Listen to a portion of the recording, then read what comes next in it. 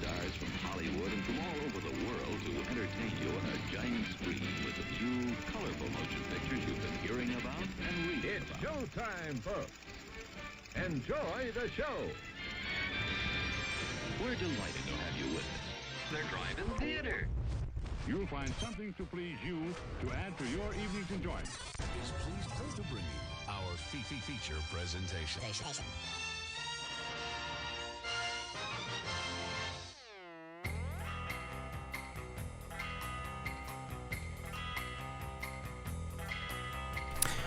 Good. Whoa, jeez. Hey. Welcome to the Driving Speaker Rocks podcast. What is it's Memorial Day, It is. and I've had 3 glasses of whiskey, Oh, and not like full glasses, but like like this. just like it was a relay race. Welcome to the Driving Speaker Rocks. I am your host, Bo, the boom operator, I'm Slick Doggy the Grip. and I need to get up here and readjust the camera because I've been live streaming for about 2 hours. And I've been up here. It's hot. I'm sweating. Look at this. Can you see? Touch my pit sweat, my dog. pit sweat. No, I'm not going to do Here. that. What if I just put it on you? Dude, No. please don't. Dude, you've met me before. Don't do that. I know, that's why it's funny. This is comedy. Well, I'm front row center in the camera on the live stream. If you guys tune into the live stream, we're on Twitch. We're on. It's fine. We can do it. We're on YouTube. We'll do it like this. Even. We'll just. You're just gonna be a voice in the crowd. So this is a movie show. We're going to talk to you about movies. I actually got a chance to see some movies. I saw In the Gray and I Love Boosters. I watched the Kylie Minogue documentary on Netflix that they just released. Get it out of my head. Yeah. Boy, your love. Okay, well, It was something that I'm gonna talk about because there wasn't. In the Gray was old. yeah, but it was good. It was and Talk then about the Boosters thing was just not a movie for me for sure. Oh, you should have saw it. Well, we'll talk about it. I'm going to give you the short review. It was incredible. I want to see it again. But let's jump into the news before we get into the reviews, and then I can get up here and I can adjust the cameras and put you in the frame here. So you say words. Me say words. All right. Well, man. I guess started talking about old things. The news is still. Movie news is so slim pickings anymore for things, and none of the news is about him. But Kevin Costner's Horizon: An American Saga continues to be out there making news, which this time is that it is on Amazon Prime. So it's out there. You can watch Horizon, and every time it switches platforms or moves somewhere or does anything, the question is always, are we going to get part 2? Part 2 is completed. They showed it at one of the film festivals. So it's out there. It's just who is going to make that available to us? Or is it that Costner really wants it to be in the theaters again? We're never going to get it. Dude, I need that. I know you need need the it. closure from the I know you first need it. movie.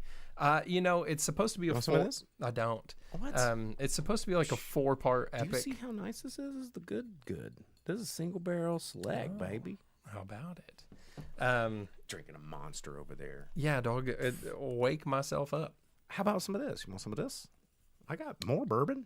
Does it go well with mixing? Hey, you know what? Actually, this will. You want some rum? I don't. I Well, really don't. I got some of this. The origin of Mountain Dew started as a mixer for This is true. For whiskey. Yeah. And then they were like, hey, it has caffeine in it. Let's just sell that by itself as a marketable soda for people. But it was never intended to be a standalone thing. It was a mixer. Can you imagine mixing stuff into Mountain Dew like that? Because I've done it.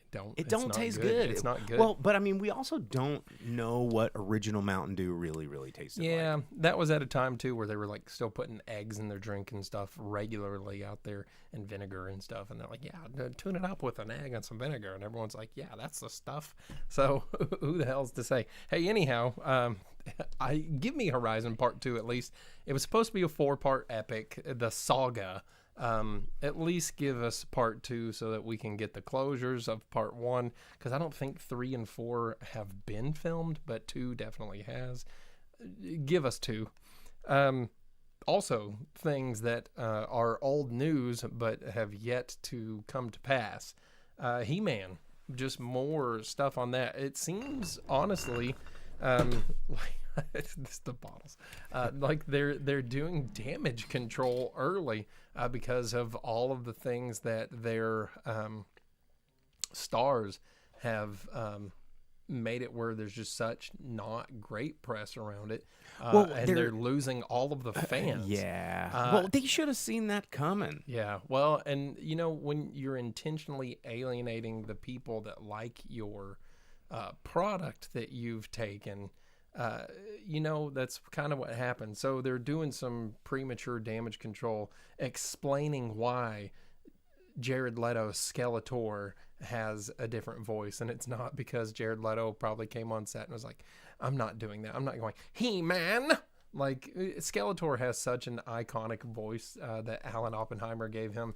And I saw an interview with him recently where he's like, yeah, man, when we were doing that show, I would get into cabs and people were like, so what movies or TV have I seen you in? And then he would do the Skeletor laugh and they would be, oh my God. Yeah. And they would like freak out and like, It's so good. They're like, dude, you're Skeletor. Yeah. And so they're like, well, the reason we got rid of one of the defining characteristics of Skeletor, one of the most recognizable things about him, is because screw you. That's why. Yeah, it's because money. But their excuse. That would be like getting Optimus Prime in a Transformers movie. Hey guys, transform, yeah, like that. But they knew for years that they're like, no, we gotta have Optimus, because if we can replace Bumblebee, we can replace Shockwave, we can replace. Well, they did replace Optimus. Remember the movie? But then it was awful, and they were like, ooh, whoops. Ooh. But then they brought him back. Yeah, because they were like, you gotta have Optimus. Now he's not dead for more than 10 seconds at a time. Nope. But so their excuse for changing the voice is that, well, you know, when they did it as the cartoon, the whole thing was that Skeletor was horrifying and scary and just absolutely terrifying to children because he was evil. He was evil incarnate. He's just the worst thing that there is. But now that he's out there to battle masculinity, we needed that's him the to real have that's the real villain here. We needed him to have a more serious voice, because in the cartoon it works because it's a cartoon and it offsets a scary look so that kids like it. But now that it's like a movie, we need it to be serious. Screw you. Screw every part of you. Screw you guys. And then also an interview they did, they're like, everyone keeps being worried about how much of it takes place on Earth. Yeah, because 0% of it should take place on Earth. There's no reason that Earth should be a word spoken in He-Man whatsoever. Never. Why unless would you're you talking even? about the ground beneath your feet, the Earth underneath you, but never Earth the planet. So instead, he's like, well, it's kind of like a 20-80. 20 is too much, dude. 20 is too much. You should not have any. 1 is too much. 0.5 is too much. You should have exactly 0% planet Earth in your tale of He-Man and Eternia. And like, yeah, only 20% of it, but it's like so crucial to the story, and it really builds up for the story that happens and the ending that occurs.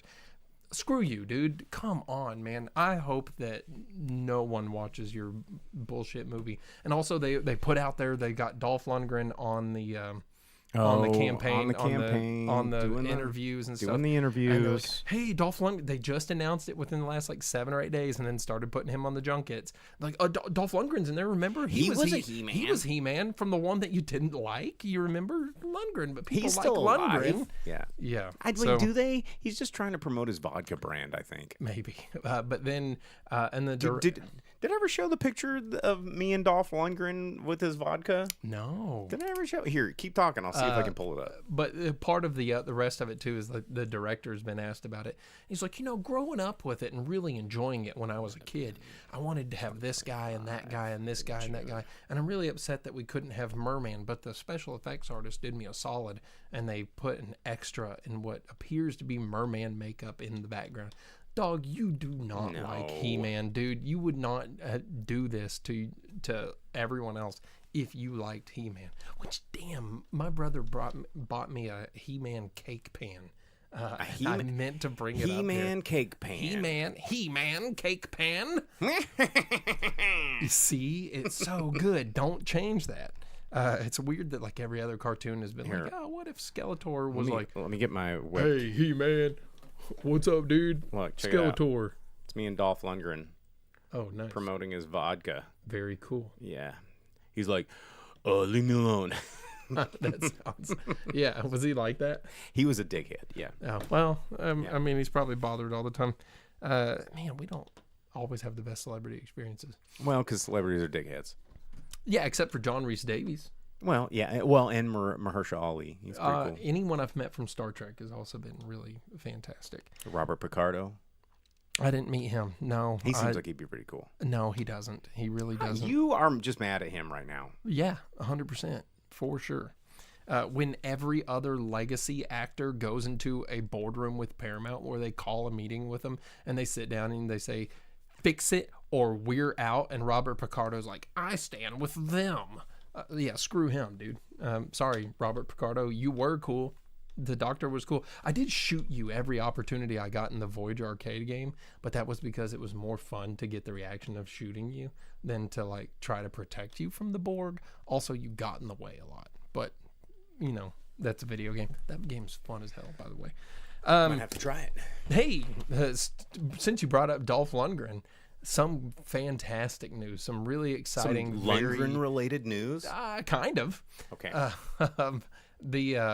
We did get an announcement of something better than He-Man, something so much cooler than He-Man, Whoa. something that He-Man wishes it was, whoa. and in fact, the genesis of He-Man, Conan the King, begins filming I don't next year. know. Dude, what do you mean? The brow, the heavy crown. Dude, Conan the King, where he is in control of Acolonia, where the barbarian has come and he is the head of all civilization. It's gonna be sick, I mean, I'm here for it. I'm totally here for it. dude. So, yeah, Conan the King. The makers of that movie have said that it will begin filming next year. So, very exciting. I want it, but that's because I've been waiting for 40 years to have Conan the King. Need it. Then something even older, well, I guess as old as Conan, something from the 30s that no one wants, though, is the not quite animated Betty Boop movie. Wait, what? Yeah. No one wants that. I don't want that. That's Who a wants thing that? coming out. Also, not to turn it into a discussion. A Betty Boop discussion? Yeah. Well, no, this particular portion of Okay. it. They have confirmed the person that's going to be help writing and starring as Betty Boop. They're race swapping Betty Boop, so get ready for that on the internet and everything. So Wait. that's the part. That's where I'm finished saying that right there. That's a thing. Well, what that is she? I like, got no more is to she say about Latina? it. No. She better be. Because Betty Boop strikes me as like a hot Latina. The lady that's playing her, I will take- looks like I will take a hot Latina baby boop, Betty baby boop. her name's Brunson. What's her first name? Brunson? Yeah, what's her first? Kenta Brunson. Kenta Brunson. She looks like Betty Boop. See, but yeah. So I mean, that's gonna be a thing on the internet. You 100%. I want know. like a Cuban Betty Boop. I want like a Puerto Rican Betty Boop. I want a Brazilian Betty Boop. Don't give me Kenta Brunson. I don't even know Kenta. Where you? What's well, your? she's helping write the movie and everything. So She was in Zootopia. Abbott Elementary. She was in says. Zootopia. I don't want anything to do with this. Zootopia. Yeah, I really don't care about that. But no one wants a not animated Betty. No one wants Betty Boop. Give me an animated. No, She's cool to put like stickers and have like little like figurines of. You But gotta go boop boop boop. yeah, like nobody's gonna be all about that. And if they're going to change her into a character that was never meant to be, and she's going to be some sort of like. No, dude. I mean. You know, here's the thing, and the reason that I keep going back to Latina Betty Boop is I always thought she was. Oh, really? You know, I mean, because, like, look at her. She looks like a chola. Like, she just, like, big old gold earrings. No, she's a flapper girl. Cute fitting dress, but the hair, I know, but if you didn't know anything about that time period, if you were just like, I'm a 20 year-old TikTok person and you saw that, you'd be like, oh yeah, she's probably Chola. She got like the eye makeup, the earrings, and the dress. I did not mean for this to become like But I mean, like, give me that boop. Give me that. I want that. Or don't give us any of it. Or because, just keep it animated. Or just don't make a new one, because I mean they're going to change it to where she's not that character. They're going to give her voice to something that doesn't fit with the character that was established, because it's 2026. It's going to be 2028 when that comes out or something. It's not going to work. It's going to be bad. Anyhow, that's a thing. But if we're talking about stuff from the 30s, Conan the Barbarian all day. Do we need? There are some things. Just make a new one. Just make a new one. I don't like seeing so many retrofit things. It's like this He-Man is going to be garbage. All the Star Warses are garbage. Betty Boop is going to be garbage. Why don't we think of something new? And this, I've only been screaming for past 2 hours.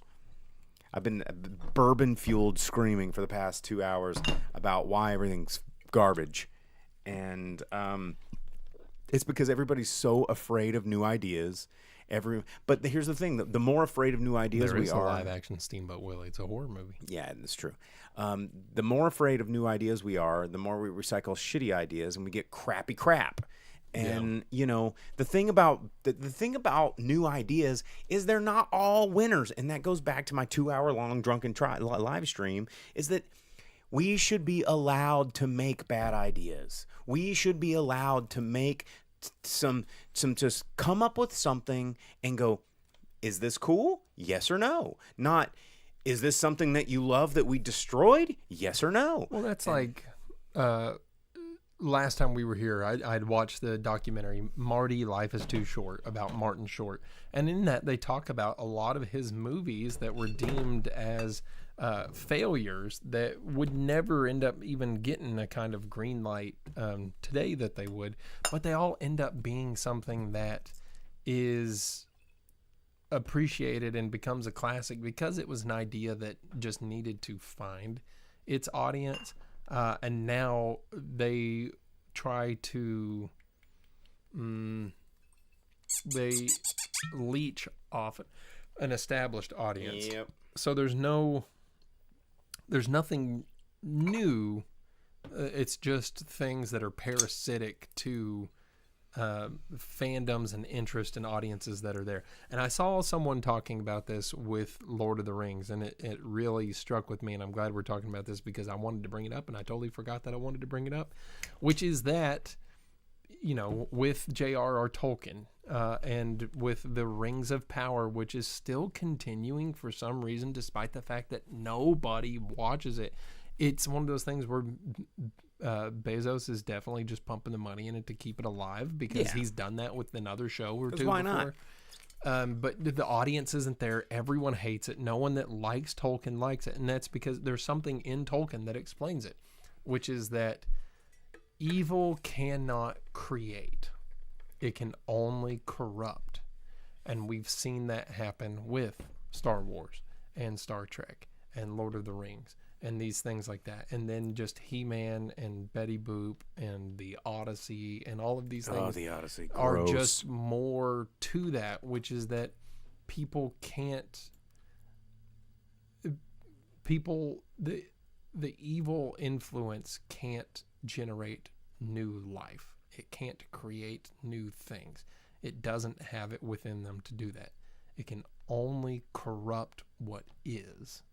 And everything that is did not start that way, but it will be molded and morphed and twisted and made a mockery of through that corruption. And that's what we're seeing. Yep. And that sucks. It does suck. Because that's the world right now. Everything sucks. But Conan's gonna be sick. No, it's gonna suck. No, dude. You know it's gonna This suck. This is gonna be Top Gun Maverick all over again, where I'm like, it's gonna be dope, and you're like, it's gonna be boop, and then it was sick. It's gonna suck. Everything sucks. I think it's gonna be awesome. Hey, you know what doesn't suck? this Jefferson's Reserve single barrel, very old Kentucky straight bourbon whiskey. It's a very small batch. I could go into what makes a straight bourbon whiskey, but I'm not going to go into whiskey science, even though I am Whiskey Academy certified. So, Mark Landry, just a Bilbo Baggins. Just a quick thing to that. The whole point of Lord of the Rings was to express horrors of war that J.R.R. Tolkien saw, and the thing that made brothership and fellowship, and that makes it where small bands of people that are good and believe in themselves can eventually fight against and conquer evil, because it's to express the brotherhood that is experienced in war. It's the same reason they didn't just fly the ring or lead with an army and stuff, is because it's about a small band of brothers that can go against and do the impossible. And it's all about biblical everything, with Jesus and disciples being a small group of people that made big changes that have ripples throughout history. It's a whole thing. You can't do that, but I'm sure people will eventually do it, and they'll find their own justification 2026, for it. that's dumb. They'll have their own circle argument to make it where we're all wrong and they're right, and you can't argue against it, and they will corrupt it like everything else. So that's a whole different... It's all followers and Discord servers now. Yeah. Bands of anything are irrelevant. Vince says, it's a nice thought, but evil is creating plenty. Yeah. It's maybe. corrupting plenty. I don't know about creating. It's corrupting. Any more news before we talk about new releases? There wasn't a lot. Okay, let's talk about new releases. Now that I've had my because I got some things to talk about. We got some movies. There are 2 interesting movies coming out. There are 2 uninteresting movies coming out. Well, I mean, one of these you'll probably like. I am just not into World War II movies. I'm not into it. I'm not into it. But Pressure is coming out in theaters this week. It's not. It's a movie about Eisenhower, and isn't it like It's about D-Day. Yeah, that's World War II. It's about but it's about like the decisions leading up to it, and the planning, and the making sure that the secrets aren't discovered. It's the single largest naval invasion. Okay. No, I mean, I get it. Remember when you were in France? Yeah, I know. And I didn't want to talk about... Not to be one of those I didn't want to listen to Andrew Scott and Brendan Fraser argue about clouds so a whole bunch of people could get shot up with bullets. Yeah, that's not my jam. I bet it's going to be really good. I'm sure it'll be a pretty good movie.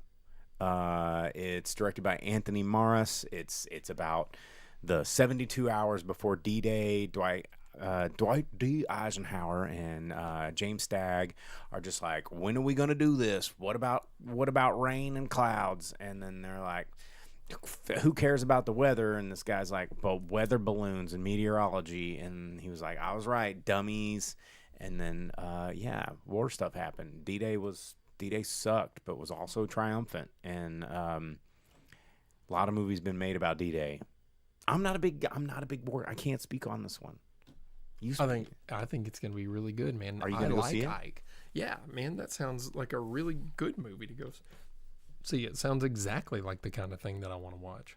I want to go see Tuner. Tuner is a movie written and directed by Daniel Roher. It is about a guy who has a hyper acusis ear thing. And he has an aptitude for cracking safes, even though he's a piano tuner, and he gets caught up in this heisty, crazy whatever. And then there is a Dustin Hoffman's there, and that's funny. He's not funny, but he's in there. But I like a good heist. I like a good heist. And this looks like an interesting, fun heist, and I'm into it. Tuner's coming out this week. You're gonna be all over the sound design on that movie. You're gonna yes, it is nope, definitely. Nope, they did that wrong. Well, no, I can hear this thing.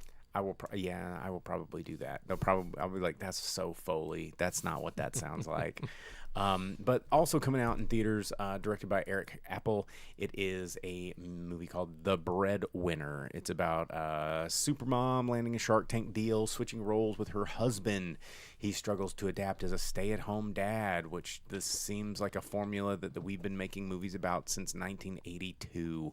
It's got Camille Nanjiani, Mandy Moore, Nate Bargatze, Zach Cherry's in this one, Will Forte's in this, just a lot of... Britt Cullen is in this, just a lot of comedy people. Like, I don't understand why stay-at-home dads are funny. Like, I mean, I get it. They're like, what an alien idea. This man can't. Oh, what do I do with this cup? I can't make Kool-Aid. I'm just a man. What do I do with this? The pots and pans. Like, it's like that was maybe in like 1982. Maybe Mr. Mom. Maybe the one with Hulk Hogan. Maybe the Mr. Nanny. Yeah, maybe one of those things. Like, but at a certain point, I think the joke is over because, like, we need, and maybe this is a deeper conversation of the more we parody men staying at home as being a disaster, the more we make it so unusual for dads to be more than just shitty dads. Does that make sense? Like, movies like this, to me, on like a psychological, cultural level, only continues to push this sort of patriarchal narrative that only women are the ones that need to be cooking and ironing and being housekeepers. But it rides this dual narrative for me, where we're sitting at this precipice of like where I feel, and I'm about to get canceled real hard, ladies and gentlemen. So hit record. I feel like this movie to me is an example of where women right now are like, I need men to step up and do all this kind of stuff. I wish that men would iron and cook dinner and take care of the kids and do all this stuff. But then also at the same time, men are like, well, that's a woman's job and blah, blah, blah, blah, blah, blah. And I'm out here making the money and doing the thing. But then you have this inverse where women are like, well, men are absolutely incapable of doing it. We're the only ones that can do it because they're stupid and incompetent and we can't do this. So we're not even going to let them because they're going to fuck it up. And vice versa. And men are like, well, women can't be in the workplace and blah. And it's just the standoff of fucking sexism that I think these movies are kind of celebrating. And I think that it's kind of awful because can't we just be parents? Like, can a dude cook? Can't a lady go to work? Can't, like, we both do laundry? I think that it's 2026 and movies like this are fucking stupid. So, equality, whatever, dude. What else is coming out in theaters? Yeah. And I shouldn't be canceled for that because that's the way we all need to be thinking. P.S. The last thing coming out here is the closest thing to kind of a new idea, though I can't it is wait for this one. just taking a video game and making a movie of it. It was a YouTube first, then a video game, right? Or was it the video game, then the YouTube? This guy has made YouTube videos about this. Oh, I didn't know. Yeah. I just know it as the video game. But yeah, Backrooms, which the video game's weird as hell.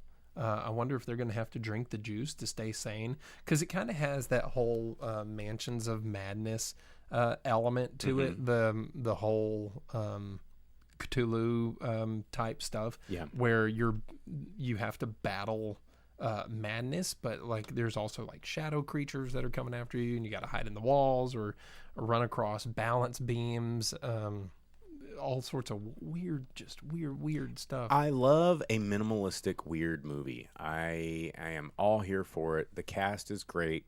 Mark Duplass is in this, so he was like, already forget signed up. comedy. Let's just do creepy stuff from now on. I'm already signed up. This movie looks so interesting because it's a horror movie without being like gory and gross and nasty, and I'm into that because like not all horror needs to be about chopping people up, and I think we like fear. Fear is something that I think can jump in between multiple genres of film. It doesn't necessarily just need to be horror, but fear is a really great tool to make us explore new ideas and explore our worlds and figure out how people might react when given into certain circumstances, which then really illuminates the human condition. You know, like when you put humanity in the confines of fear, then you get to see these reactions that you don't normally see. And I think that's good. And when it's only hack and slashers, I'm excited about Backrooms because this is something different. I mean, we'll see. I don't think they've showcased any of the monsters or anything like that in the trailers. So we'll just have to see if there is some of that. I don't want to see no monsters, dude. Well, I mean, that's how the game is. I don't want to see no monsters. I just want to see weird. I just want to see drywall, brother. I want to see scary ass drywall. Okay. It's not. I mean, that's the whole thing is that when you're in the rooms, there's like, just like weird, like stick doodle creatures that chase after you, but there's also like lumbering, like zombie things that like you have to like shine the light on them and make them go away and like fire up these generators, but you have to find like juice to drink to make the madness go away. And man, you got to watch some of the gameplay of it. It's super weird. Well, it's coming out in theaters this week, so you can check it out. Oh, okay. Well, God, it's already 8:30. We need to review some movies. I guess you watched a movie, yeah? What'd you watch? Yeah, man, I watched a documentary. It was a little 3-part mini series, but really it's a documentary they just split into kind of bite-sized chunks about Kylie Minogue called Kylie. And it is about her not really rise to fame necessarily, because it kind of talks about her being an actor and everything for a little bit, but mainly her as a massive pop star for decades and still going. And it's really... I mean, mostly in Europe. So that doesn't really count, right? Mostly in Europe until 2000. Yeah. So, I mean, she's been a big star in the U.S. for a little bit, 25, 26 years. But yeah, man, it starts out, it shows her first big foray into being a pop star, flying to England, going to do this recording studio, them forgetting she's there, and they wrote and recorded a song in less than 2 hours so that she could get back on a plane to go back to Australia, because she was filming Neighbours at the time. Neighbours is a massively popular soap opera from Australia. I think they've remade it there, and I think there's like a British version, maybe. Don't quote me on that part, but she was a massive star from that, moved into music because music is what she always really kind of wanted to do, and became extremely successful with it. That song they wrote in less than 2 hours and recorded and all of that ended up being a #1 hit. She's had tons of #1 hits in Europe, primarily UK, France, places like that. But it's a documentary that showcases really her life. I watched it going in being like, oh, they're going to talk about the creation of some of these songs like Locomotion, because if you weren't listening to and probably dancing or singing Locomotion in the 90s, you just weren't alive in the 90s, because it played everywhere. And then, they Can't Get You Out of My Head that you started to sing earlier. I was like, man, they're going to talk about her and Giorgio Moroder. And I was like, dude, they're going to get into like how these songs were made and stuff like that. But they don't. They don't really at all. They're just like, and then this song happened. And they talk about 2 or 3 songs. Though her first hit, Can't Get You Out of My Head, 1 or 2 others. They talk about those just little bits as like this was a mark in her career that like sprung her up to a new level. But really they talk about her and her journey and how she controlled a lot of her stardom. And that was something that was kind of interesting to see, is that she's not someone that they showcased as having been taken advantage by the industry or having been controlled in any way, but really like she was able to make her own stardom. She had like a very supportive family. Her sister is a star as well. all of these things. And you got to see a 57-year-old woman act like a teenager, going through her memories. And she had all these boxes of photos and lyrics and videos. And the whole thing is through all these home videos and photos that she had. And they talked to people that were in Neighbors with her. They talked to Nick Cave, who's another big I saw he Australian was in the cast, star. yeah. And how they teamed up, and he's like, man, I'm a twisted, dark person. He's like that Shane Gillis thing where he's like Australian. He's like dark and twisted. Like, it's just funny to think about Australian people all black and angry. And he's like, yeah. And then Kylie Minogue walked in, and she's just this force of sunshine and happiness and all of this thing. So it was really interesting because it was all about her and not as much the music, which is what I went in really expecting, because I like some of her music. And it was done very well. And it was good to see something like that was true to the person, mainly focusing on them, and it didn't get into pitfalls of stardom, or like it wasn't like gotcha journalism style thing, or trying to portray this for shock value. It was a genuine, like, this is someone who has been a success and this is why she was. Here's things about her life. And I learned that, yeah, she's had cancer more than once, which is kind of why she double cancer fell off a little bit and everything. But she's able to kind of stay fighting and make music. And it was actually a really good watch, and it was done very well. The videos that they have from the 80s of NXS and stuff are extremely high quality. They must have been remastered. Dude, they must have been, because they look like they were filmed yesterday. So all of that was really interesting. It was kind of like the Star Trek Deep Space Nine documentary, where you go in and you see things and you're like, whoa, I've never seen anything from that in this quality. So that was really interesting too. Definitely worth a watch. Each episode is about an hour long, but it goes by very quickly because it's extremely interesting. Definitely recommend giving it a shot, especially if you like documentaries or just interesting things about music, man. Well, it's out there. You can check it out. Kylie Minogue. You can't get it out of your head. So I caught 2 movies this week, and I'll try and get this fast, even though Vince can't picture. I'm gonna cram these 2 reviews in fast, even though it is the title of the show. But I'll try and do it in a few minutes. I saw In the Gray, and then also I caught the new I Love Boosters, but I'll talk about In the Gray first. Written and directed by Guy Ritchie. It's in theaters, but not getting a lot of... I never really saw much of a trailer. I saw kind of a poster. I had no idea that movie was coming out till we talked about it. Being released. And the thing is like, it's, this is a heisty movie. It's about a covert team of operatives. When a ruthless billionaire steals a fortune, they're sent to take it back in this impossible heist that erupts in a deadly game of strategy, deception, and survival. And it's like Isaac Gonzalez, who's like the lead. And her right and left hands are Henry Cavill and Jake Gyllenhaal. You've got the cast here is crazy. Fisher Stevens is in this movie. Rosamund Pike is in this movie. You've got the red-haired guy from Game of Thrones, Christopher. Yeah, he's in there as what he does. He's just I'm bad guy henchman number 1. And this movie, here's the thing.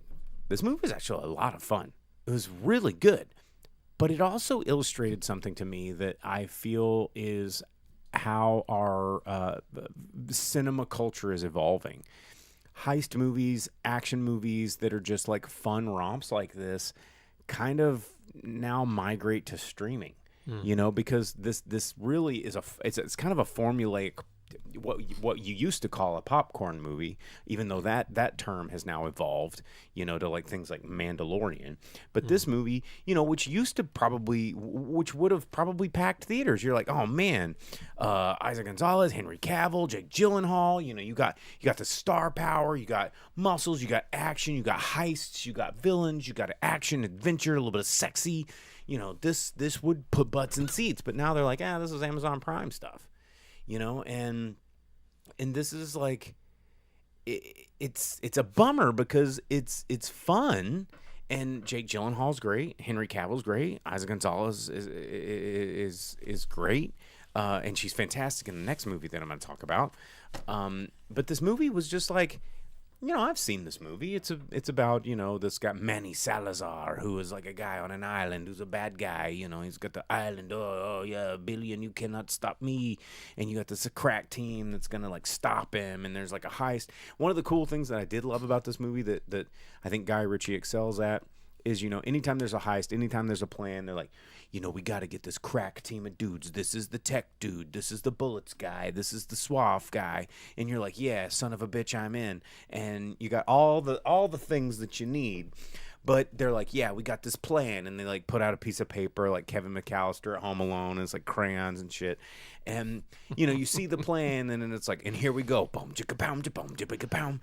And it's that whole thing. But what this movie did is it watched, and for some people, they probably thought this was boring. I loved it. It was like 20 minutes of practice. Oh, the part where they're like, and here's the plan, and then they walk through the plan, but that's them actually doing it. Yeah, they like showed them like, all right, let's try that part. No, they get there like 4 weeks early, and are like, all right, we have 3 routes off the island, and it's them like practicing route A over and over, and then failing, and then B, and over, and then failing, and like trying to shoot head is not working, and then the thing's not working.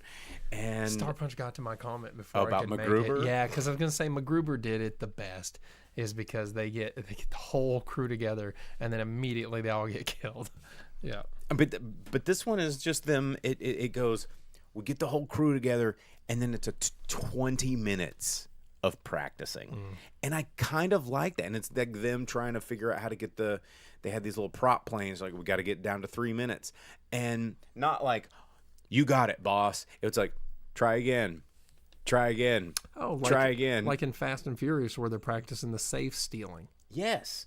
And watching the work was actually kind of cool, because most heist movies, you just hear the plan, see the magic, and then they beat it. But this was just like over and over and over practicing, and then you're like, yeah, they got this down, and then of course it doesn't work. Right. And then you're like, shit, and then they're having to improvise on the fly. And so, honestly, like, I really enjoyed this movie. It was a lot of fun in the theater, but it also wasn't a movie that I'm, like, gonna watch again, because I've seen it. There's a Shah Rukh Khan heist movie that's like that, where they're having to fake being a pop, or a singing group, because it's kind of like that. The Full Monty. No. It's just practicing. It's like Eurovision, but for their part of the world, and so they're in like this Saudi thing, and they're trying to steal from this safe and stuff, but it shows them practicing all of it, not just the heist part but the singing part, and it shows all their practice, and that way when they get there and everything goes to crap, they're like, oh, what do we do? Yeah, so there's a Shah Rukh Khan movie that does that really, really well too. So I get what you're saying. When you said Kevin McAllister, I instantly had the Home Alone like setting up the trap music playing in my head, and knowing that. Well, and so anyway, In the Gray, it's good. It's a great heist movie. I would say, check this out on streaming. This is not necessarily a movie you need to see in a theater. I really enjoyed it in the theater. I like seeing movies like this in the theater. I actually don't like going to the theater to see popcorn movies, because like I've seen those too many. I kind of miss this genre. I miss this sort of, Steven Soderbergh, Guy Ritchie, formulaic, heisty. I love a good heist. I love a good whodunit. I love these kind of movies. And the cast was fantastic, and no one gives a shit about this movie. No one's seeing it, so it's probably no one knew it was a thing. No one knew it was a thing. You know how many trailers I've seen for in all the movies that we go watch? Like zero. None. I saw none. Single one. And we're in the theater every week, and I didn't see a single trailer for it. So In the Gray, in theaters right now. But the other movie that I need to talk about is the new Boots Riley movie. I love Boosters. It's in theaters right now, somewhat expanded release, not super nationwide. Let me see if I got it's only in about 1750 theaters nationwide. But I'm gonna go out and just say this movie fucking rules. This movie is so good. This movie is everything that I wish movies would be more of. Boots Riley needs to make more movies. Boots Riley does not get to make a lot of movies. Boots Riley has not made a lot of movies. His last movie was a little bit unusual. Sorry to Bother You was an odd movie for a lot of people. He did the TV show I'm a Virgo.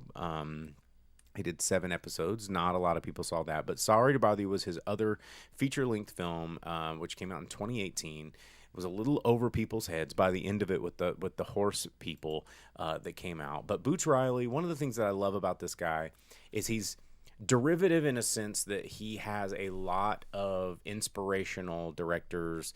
Like this movie, if you like Godard or if you like Michel Gondry or if you like any of these like cool experimental directors that use light, color, sound, and art and creativity in a way to tell a story that is both fantastic and grounded in something that you can relate in. This dude is doing it, and the fact that he's getting funding to do this and somehow getting in a theater is beyond my knowledge, because I haven't seen a movie like this since Everything Everywhere All at Once.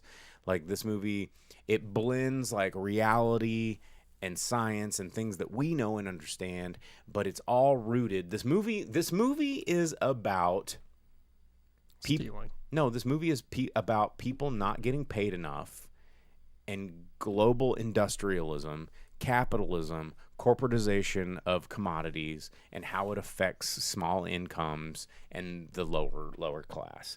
This is what this movie's about. It's about how neighborhood economies get uprooted by corporations. It's how people that are killing themselves in China to make our goods, only for people in our world to kind of steal things to try and survive, even though the things that they're stealing are also being created by people that are also being exploited, and the people at the top are just laughing, but then creating a narrative because they have the amount of money and the amount of power to be like, well, y'all are the bad guys, not us, and then people believing that, you know. In this, he wraps all of this extremely like powder keggy sort of ideology into something that's colorful, and then it's goofy and it's fun. There's teleportation, there's crazy science, there's wild costumes, there's eccentric characters, there's a heist, there's claymation, there's all this crazy shit.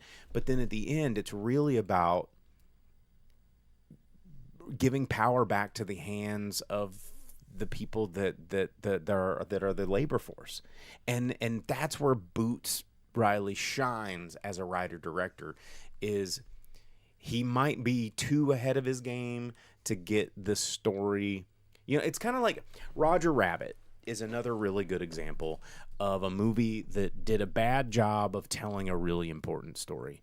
And everybody's like, hell yeah, Roger Rabbit, fuck yeah, Roger Rabbit, that was so fun, that was a cool like we love Roger Rabbit. That movie is about the systematic destruction of light rail because oil companies and the automotive industry banded together to fucking systematically dismantle public transit so that they could sell cars and build highways. That's what that movie is about. No, it is. The judge, he's the judge that's overturning court cases because they're trying to pave a highway that goes through Toontown that's normally walled off, and then they're talking about like, oh, why would anybody buy this car? Why would anybody support this highway when we have one of the best like transit systems in LA, which was the trolley system that actually was a real thing that existed back then. And they were going through and they set up this murder and blamed it on all this stuff that they were removing the trolley system and going, well, you got to use cars, you got to do this, you got to support the highway system. And the oil company, the dunking all the fucking tunes and the oil, they were using that as a way to kill all the people that. No, this movie is about way more than it's about, but it was all cartoons, and the message didn't get relayed, right? But Boots does a really good job of sticking the landing and going like, this is the message. Although it was a little bit anticlimactic because all of this crazy, there's teleportation, deconstructing. There's a device that shoots a deconstruction beam, a teleportation beam, and a situational acceleration beam. So, like, for me, if someone were to shoot me with the situational accelerator, it would take all this energy of, like, the revolution and expand it. Or if they were to shoot the deconstruction beam, it would go back to, like, my parents having sex, right? And it's like, this is how I was created. You know, it would go far, like, and so the clothes that were made, they, like, shot it, and it's like, you know, these Chinese people, like, their wounds were getting healed because they were, you know, were dying building these clothes, and it turned back into like trees and blah blah blah blah blah blah, and like all the this movie is fucking crazy, but it's amazing at the same time.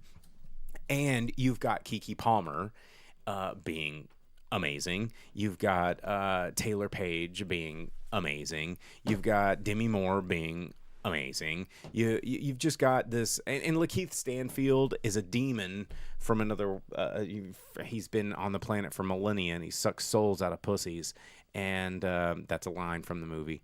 And dude, explaining this movie to a layman is just, you can't do it. And Don Cheadle is in it, and he rips his skin off, and he's like a claymation, like muscle stack, and he sells pyramid schemes to poor people.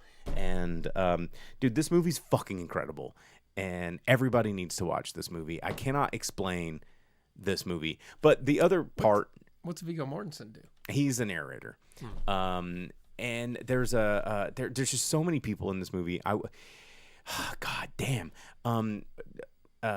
What's her name? Elsie Gonzalez. She's in this movie as like a liberator. She's a dude. Go watch this.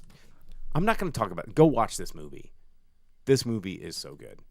And they're only talking about boosters in the sense that these people are stealing clothes to resell them to survive. But what's his name? Poulter. Will Poulter. He's a manager at one of these stores, and he's incredible and fun to watch. But he's just bought into the whole thing. And Demi Moore is the head of this, you know, fashion industry, and she's the Karl Lagerfeld of, you know, the planet, but escalated. She's both. What's the Apple guy? Not Jobs. She's the Steve Jobs of fashion, basically. And there's this little group of people that have been boosters that they get, you know. She's Mugatu. And they're kind of rebelling against this, but then because of this new technology that creates teleportation and all this shit, they meet a Chinese factory worker who's trying to destroy and fight for better work environments and higher wage. But the people that work in the clothing store are forced to buy their own uniforms at like a 30% discount, but they can't work there unless they wear the clothes there, and so their checks are only like $20. And I had a job like that one time. We all did. I mean, I worked in the mall, and it was when I worked at Harley Davidson. They were like, you have to wear a button-up Harley shirt, but we're not going to give it to you. Yeah. You have to buy it. You got to go buy one, but you get a little bit of a discount. Yeah. And so it was the point of this movie at the end was kind of the point of my live stream 2 hours ago, which is like, we all want the same things, but we cannot find a way to unify the same message. And this movie is using science fiction and a little bit of fantasy and a little bit of heist to be like, what if somehow through this, a small band of people were able to heist it in such a way that we got everybody on the same page to fight the power. And it's great. You need to see this movie. This is the female Lord of the Rings. This is the female Lord of the Rings. On drugs. On drugs. It's... Do you want to go see this? I'll watch it again with you. No, I don't. Why do you... Dude, this movie's so good. No part of any of that sounds like something that I want to. There's so many miniatures. There's miniatures. There's claymation. There's like. I'll just watch the. Why do you hate movies? Why do you hate life? Moonwalker. No, why do you hate life? Why do you want to just see tanks and guns and white guys make jobs or make decisions about planes and murdering people? You're like, that's a movie for me. But the biggest decision in human history. But you don't want to see. You don't want to see art and life in its purest form. You're like, nah, that's I'll watch gay. Moonwalker, dude. If I want to see claymation and weird stuff that I don't understand. How about understand it? How about come to the movie theater and like open your mind? Or I can go on YouTube and watch Moonwalker. Have you ever seen the Moonwalker Yeah, music video? it's about him rescuing kids he's gonna have sex with. No. It's about a bunny rabbit that's on a motorcycle. I'm telling you, this movie, you need to see it. It might make you think differently. But Jake's afraid of thought. He's afraid that's it. of being awakened. He's like, nah, man, keep me. What did they have you drink before you walked into this He's movie like, nah, theater? man, keep me in my World War II loving, Harley jacket wearing. like He's how- like, I don't want to go see Kiki Palmer change my reality. You buy the ticket for it, and they go, hey, and here's a cup. There's a special drink just for that movie. If you press this button on the Coke Select, and you're like, oh, Kool-Aid. And then you drank that Kool-Aid before Yeah. you walked in the movie theater. Yeah, dude. Sometimes None of that really happened in the movie. Sometimes That was just you. heartbreak feels good in a place like this. You know, like I think you need to go see this movie. How about I buy your ticket, I buy your soda, I buy Vince. your pizza. Dude, all right. So you and Vince right now. Listen, He's like, man. I won't watch Ninja Turtles, the animated one. That's right. And fuck a new idea. I'm gonna watch World War II Murder because that was the Listen. coolest day that has ever been cool. What is the runtime on this? An movie? hour and 40 minutes Okay, so an hour and 40 minutes plus another 25 minutes of that trailers. you could be painting Warhammer. So minis. it's exactly right. That's 2 hours. That and- I could be painting action figures of a militaristic war game that celebrates genocide. That's not how that works at all. But that's 2 hours and 5 minutes plus another 30 minutes to and from the theater. You watched the Kylie Minogue documentary. It was so good. and you won't So- watch this? That was real life, dude.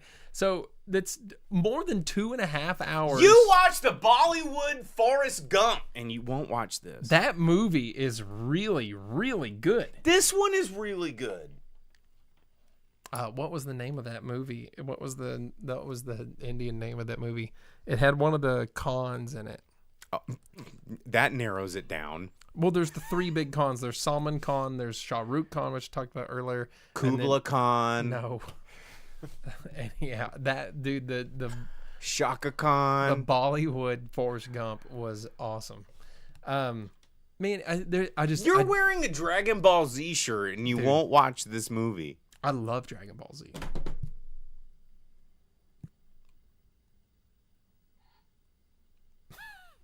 Lal Singh Chadha. That's it. Thanks, Vince.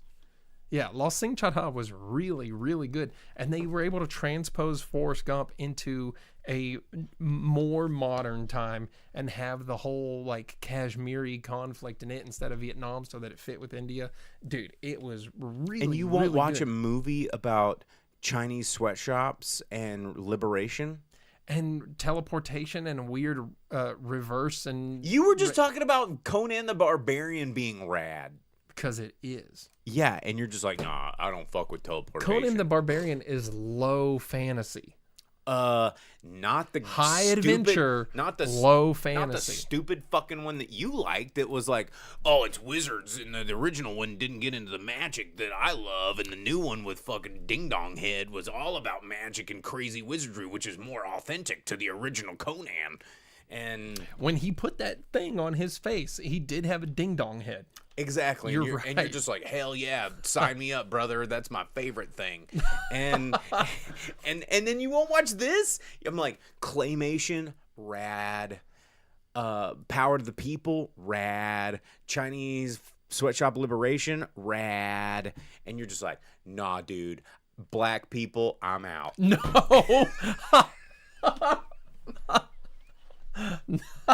No.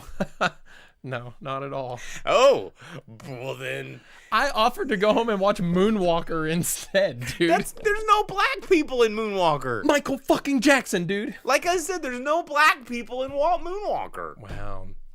Wow. He's sensitive about that type of thing, man. I'm just saying.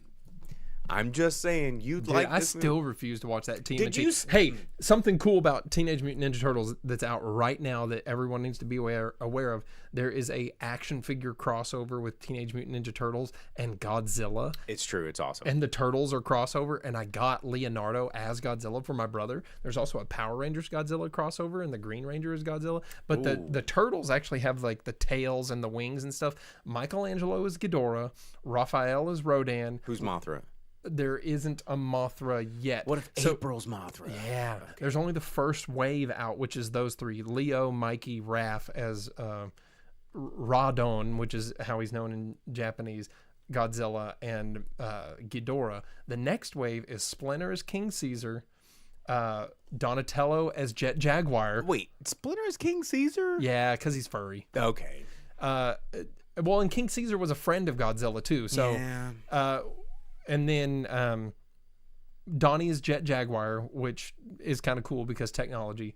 And then He spins. friggin' Shredder is Mecha Godzilla. Okay, that's cool. Yeah, it's pretty cool. So those are sick.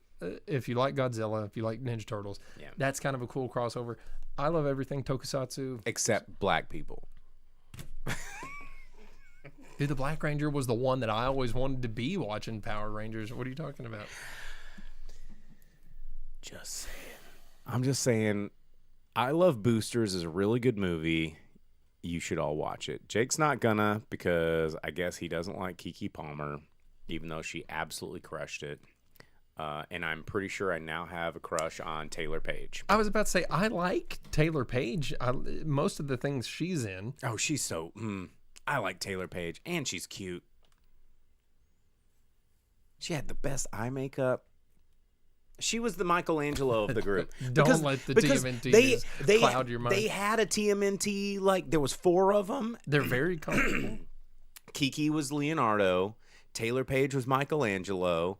Everyone knows Mikey's the best one. Yeah, that's why she was awesome. Carrie Young was kind of Donatello, and then they no, back up. There was there was an up and comer. She was the Chinese lady from the sweatshop. Who was Krang? Krang would have been. Was that Don Cheadle? No, pulling off the skin. No, Krang was Demi Moore. Krang was definitely Demi Moore.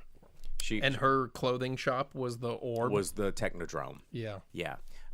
So yeah, they definitely had TMNT. This was TMNT, dude. And they came up from the sewers, which was the ghetto, and they were just like, and they're like, oh, what's wrong with your skin? We don't recognize it in our world. And who was Casey Jones? Casey Jones would have been Lakeith Stanfield. Yeah, he came in. And yeah, dude, it was this movie was sick. Vince. Vince on Twitch says, Jake, what's the last movie you watched where the cast was predominantly black? I'll take my answer. Michael. I watched Michael at the movie theater. There has to be something more recent than that, too. Watching at home. Hey, y'all, go see I Love Boosters. This movie fucks. It's so good. We got to do the box office roundup. We got to end this show, and I got to go get a sandwich. We used to. Just real quick. We used to watch black movies? Yeah, quite a bit. When we were on the FM radio. We had like a whole thing for Black History Month where we would go and... That was me, and you were embarrassed.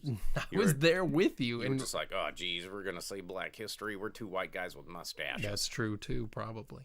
And I'd be like giving the history of genres, and people would be like, hold up, white guy. And I'm like, have you done this research? Because I have, and it's amazing. Because... You know what? Something we missed... That we had an episode available on 420 this year, and we weren't here for a reason, like you were out of town or doing something. Which, you know what? Cheech and Chong. Yeah, I've never toked on reefer, but man, the last time we had a 420 episode, why have you never toked on one reefer? Because I don't want to. See, and that's I think you could maybe like toke on a single reefer. Movies like this can't relate to me because what if you had like one puff of one doobie? Nah, not my scene. Man. Or just like one rip off one cheeb. Or like whatever the nomenclature is, like Chief and Keef. What if you were to chief Blow and Dro. What if you were to chief one single keef? No. And What if you? Yeah. What about a gummy? No. Like, I'm my pretty thing. sure I can talk to your parents, and we can have like. What if we're gonna? What if we have? I don't want my mind altered. In What if any we? kind of No. way. What if we have an intervention where like me and your parents and like some other prominent people in your life come together and go, hey, you know what, Jake? How is an about up-and-comer. a THC gummy? No. How about like chill out for just like a second? And how about like Chief No, Star this Punch. Keith Let's stay. and Let's stay straight, dog. No. dude. Yeah, I'm like Merle's down. I mean, what if we got the hype train up to like level 20 and no. on Twitch, and someone was like, all right, if we get enough, No, dude, downers aren't my thing, dude. Dude, caffeine's my jam. what if you're, well, hey, dude, Coors Banquets are downers, brother. What you say about that? What you say about I that? don't drink enough of them to make it that way. I don't know. I've been there. No. I've been there. I'm just saying. What if we did a GoFundMe? Dude, what if we That was like we're 8 minutes over? What if we wrapped up our movie? This guy, he's show? he's like, I'm in a corner. I got to get out of here. What if we did? What about $1,000? No chance. $1,000 to take one medical grade legal Dude, THC no gummy. chance. No chance. $2,000. No, not my thing. Just not gonna. But what if like on the other side you were like, hey man, I'll watch a movie with black people. Dude, I do all the time. Hey, so we got a top 10 to get to. No, we don't. I'm gonna hide We your sure window. do. You can't even look at this. Who's driving this car? It's me. Like we can't talk about the top 10 unless I say so. Sunglasses. The audio only audience won't see the putting on of the sunglasses. Now you're worried about the audience. And we're out here. Yeah, I'm wearing sunglasses. Look, I got ring light in my eye like a 1990s Janet Jackson video. We are hot to go. This dude, What's that one with her and Michael where they both just like come up at Yeah. the camera from like where they're wearing costumes from Yeah. the Boots Riley And it's movie, I all- Love Boosters. It's all just bright ring It's like a lights on. Jamiroquai like ring lights, and then It was before that band. dude. No, Jamiroquai's been around for a long time. It was Missy Elliott, and she was just like wearing the suit. and she's like, Scream. Thanks, Vince. "Some from premise, I'm gonna flip it down, I'm gonna burst it." Oh yeah, that one definitely in the sunglasses. And Busta Rhymes, like the ring light and the glasses was the whole fucking thing. Men in Black. Wait, Star Punch on Twitch wants you to shave your butt. Like, Dude, I know. wait, just- where did that? How did I this? saw it. How did this go? You to- did this. How did You- this go to butt shaving? You did this. Like, I didn't realize that our audience had such a desire for the fetishizing of this. Maybe is this how we monetize the show? no chance. We just shave our body hair for the fans. Are you sure? What? Yeah, I'm. Vince sure. says it's because he said beard, but Yeah. we don't know if Jake has a ass beard. We never will, dude. Ass beard. But there's got to be a number, like $1 million. No chance, man. But for $1 million, you wouldn't show your ass beard Dog, there's one characteristic that more than anything that you hate about me. No, that we share. It's ass beards. That's it. No, dog. I was gonna say that you and I are some of the most stubborn people. That I don't know. I'll show my ass beard for $100. Like, I'll be like, you want me to smoke weed? Give me $1,000. Hell yeah, I'll eat a whole pack of weed. I'll eat the whole pack of weed. I'll chief the queef, like whatever. And this man's over here like, never in a billion years would I give $1 billion to lick one doobie. that's right. 100%, dude. And sir, I would lick a doobie for $20. Yeah, I'm steadfast. I'm hardcore in my morals, We know. my ways, my ethics. We absolutely know. He says he doesn't have a number. I don't. What if you could be the president of Warhammer? Sounds so stupid. No, but there's a job for that. There's the CEO. What if I don't know how to run a company. That's awful. That sounds So like you're a gonna say terrible no. idea. You're gonna be like, you know what? If I have to smoke this doobie Mm-hmm. to be the CEO of Warhammer, I'm out. I don't have a. I'm gonna tell you what, dude. That's called temptation, and that's how you fall. Are to you a Bible Slanesh. guy? No, dude. That's how you fall to Slanesh, and then you become corrupted, and then you fall into chaos, and you're unsalvageable, and your soul's corrupted, and you're. I didn't know you were so religious. That's from Warhammer. Dog. Yeah, but but it's your religion. No. You're clearly like The whole point. the point of the doobies. no, dude. The point of the emperor is that all religion is bad, and you shouldn't have any kind of religion because Well, then smoke Worship- the doobie. no, dude. Worship's how you get chaos, bro. No one said worship the doobie. Someone just said eat a gummy. It's got with 10% Delta 9. We have got to get to this top. Do we? I don't have anywhere to be. I do. Where? The store. What store? So you can send me pictures of the fucking Elvira toy that you see at Target later? like no. You ain't gots to be there. Dude, I don't send you pictures of stuff that like I would buy. I send you pictures of new Oreo flavors, limited edition potato chip flavors, Are we gonna pull up the receipts? toys. I think would be cool for the show. Yeah. Yeah, here we go. Dang, Vince. Let's just Vince, I don't, bro. This is it was like, here's a Gundam.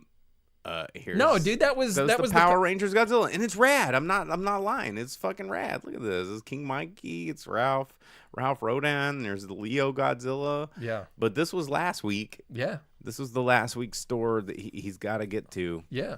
He's got to get to Leo Godzilla. These are toys we can't even afford. They're only like $14.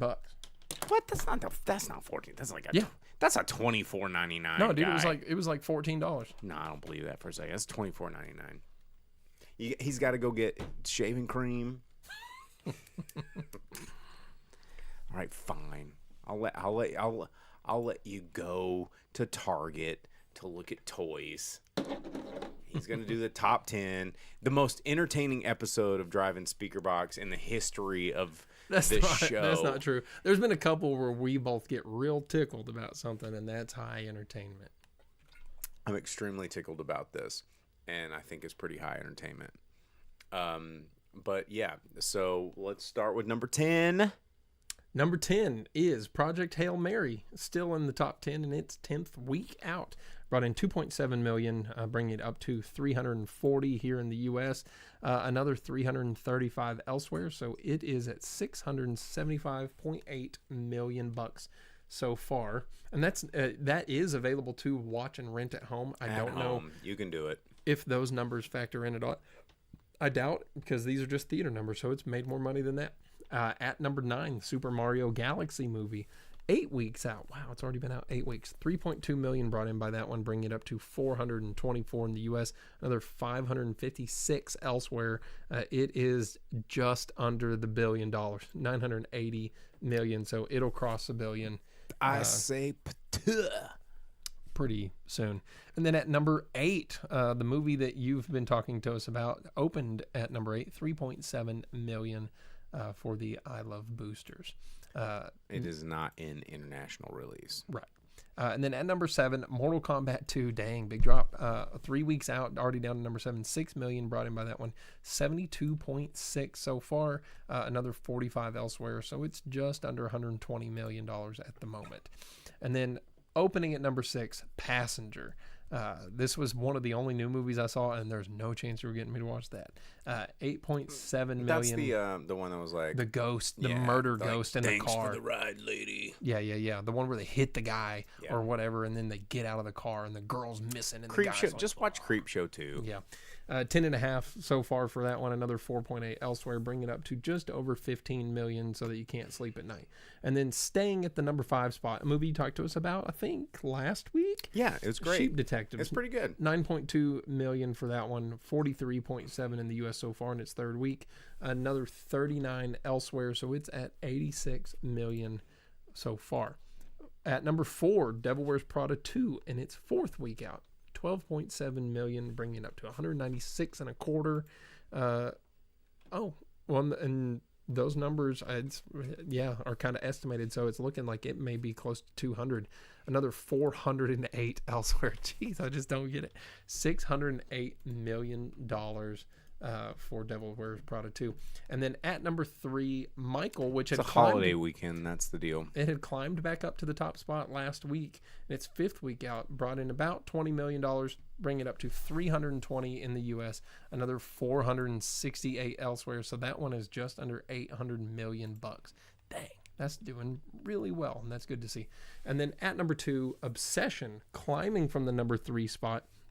2nd week out, brought in $24 million. It's at 60.7 in the U.S., another 7.6 elsewhere, bringing it up to 68.4. I did read that this is like the first movie to get 100 times its budget back that fast. That's crazy. I got to start making movies, dude. Dude, yeah, thrillers and horrors, man. And then taking the top spot, but making way less than what they wanted, $81 million went to The Mandalorian and Grogu, another 63 elsewhere, so it's at $163 million. Because it's a holiday. Yeah. Early release, doing the things. Star Punch asked earlier if we weren't talking about that one. No, I had a friend text me afterward, and he said that it was incredible. He was like, oh, man, it was just so good. I guess Is your friend a ding-dong? No, he just really likes Star Wars and comic books. But he did say that it's kind of like, he didn't say it, but his explanation was that it's kind of a clip show.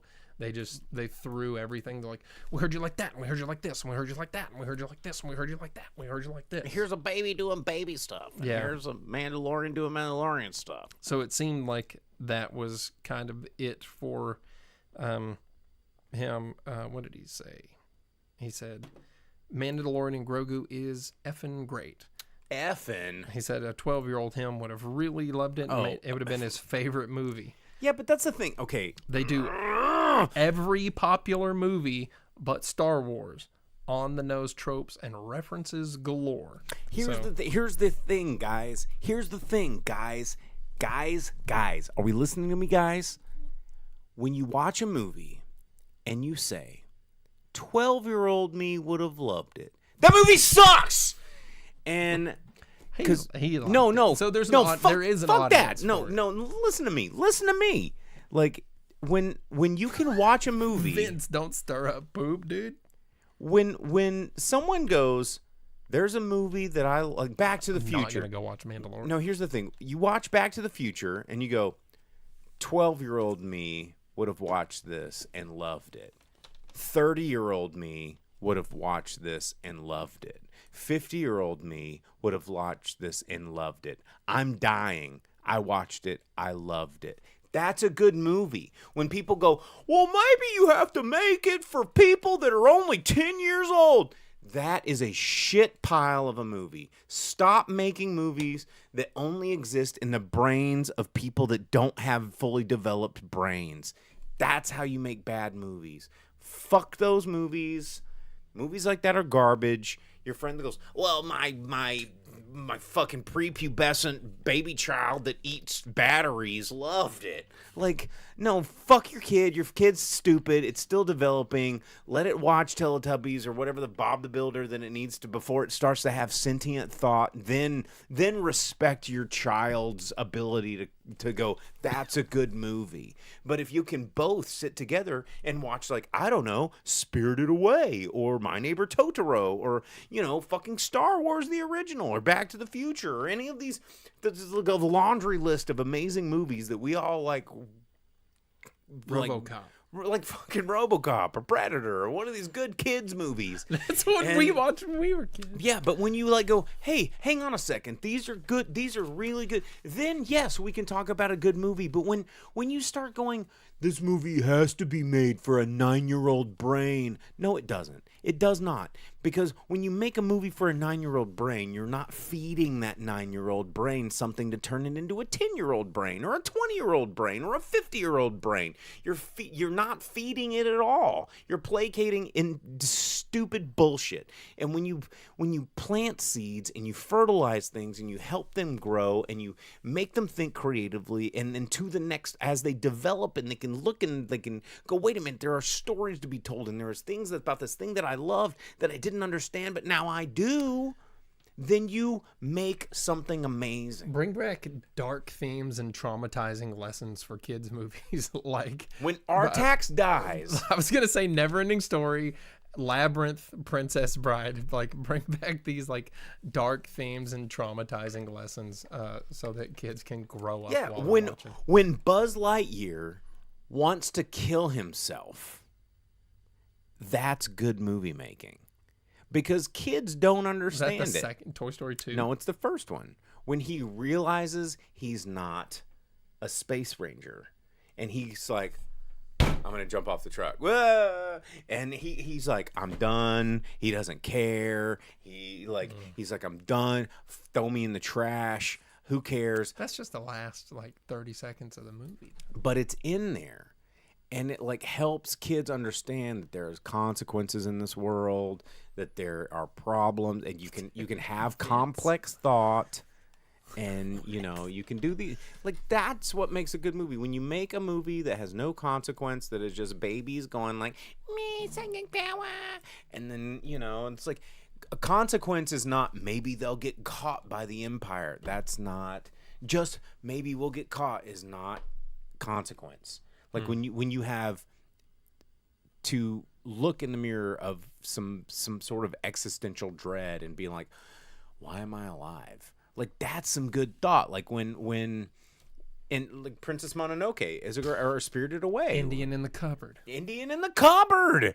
Like there are when you force children to think, that's when you make a good kids movie. When you put a screen in front of a kid's face so they do this so they'll shut the fuck up at Olive Garden, that is not helping them develop. That's not a good kids movie. Does it make them shut up while you're trying to get the tour of Italy? Absolutely. Does it do its job? Sure. Is it a good kids movie? No, it is not. And Or you know what? Talking about one of our good episodes thing that got us tickled. Give them Fern Gully so they can learn about smog monsters hitting tractors with the suck. sucking off dongs of tractors. Yeah. And then having songs like If I'm Gonna Eat Somebody, Might As Well Be You, but then having Tone Loc sing it. That's about fellatio, dog. And like ain't Slime beneath me. slime up above. Yeah, just that's hitting it Fern with Gully the is the suck. horniest movie ever, but it also teaches children about giving Thick fairy. about giving booty, head, fairy and butt. fairy booty. Yeah. Like kids need this. They need to understand so they don't go onto the playground and figure it out on themselves. Like let them watch it on TV first. Like, geez, the TV's safer than the playground. Like we don't. Wait, there's a song. We need to end this. No, you can episode. leave whenever. I'm going to stream forever. Like, hang on. There's a song, rap song. It's called Playground. Oh, Another Bad Creation. Check this out. We're going to get, no, this is good, though. Oh, hang on. Wait. Another Bad Creation. Damn, this is the longest. Check it out. The playground. They're talking about the playground? Playground.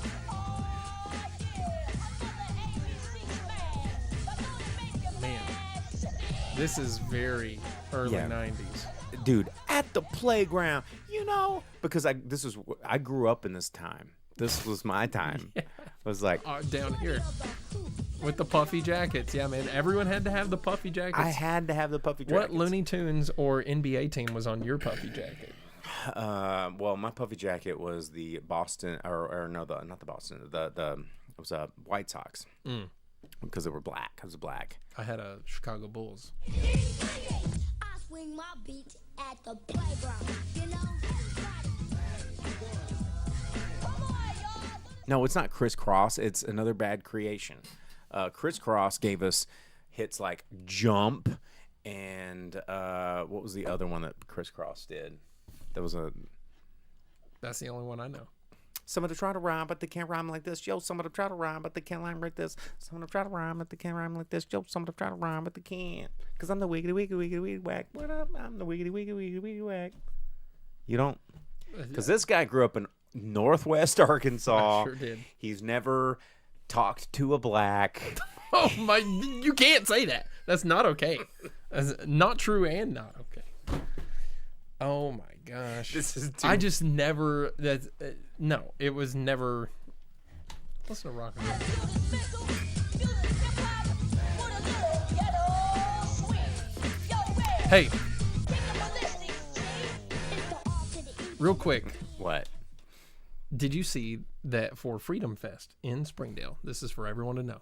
Rose. What? Rose Royce is gonna be there, dude. Okay, yes. Working at the car wash. Yeah, the car wash. That's a. How is he I'm gonna still go there. alive? I go to Freedom Fest every year, dog. Where were you? I invited you last year. I was working.